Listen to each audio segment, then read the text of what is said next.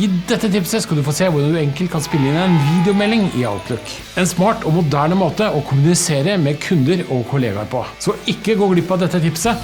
Følg med!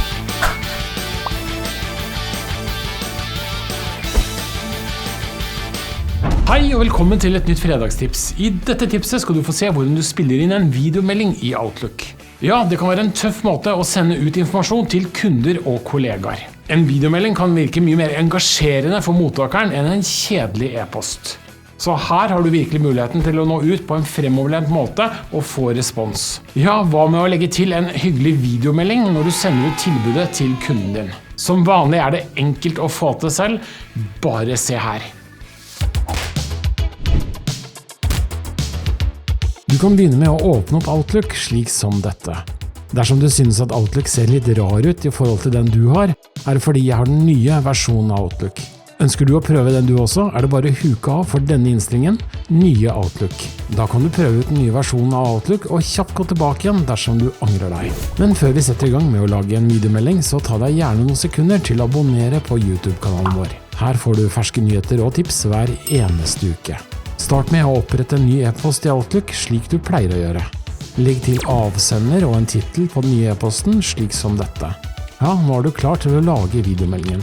Klikk her på kameraikonet som du finner cirka midt oppe på menylinjen i Outlook. Nå bør du få frem et nytt vindu som ser ut som dette.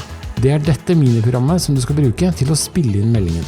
Bak kulissene gjøres opptaket i Microsoft Stream, og meldingen deles fra OneDrive.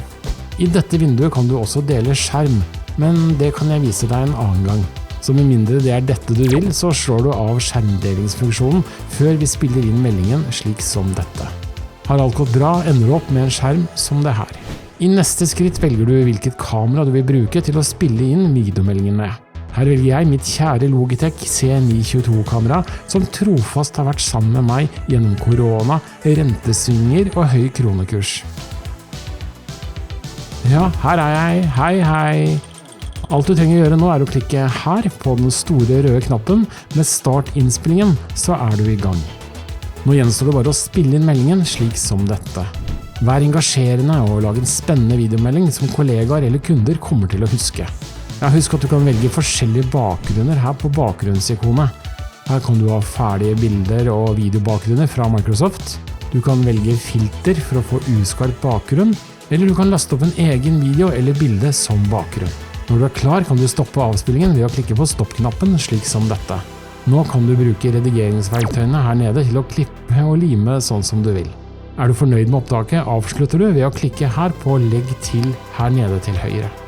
Som du kan se, ligger nå meldingen klar i e-posten din. Alt du trenger å gjøre nå er å sende videomeldingen som e-post slik som dette. Så er du klar. Smart, ikke sant?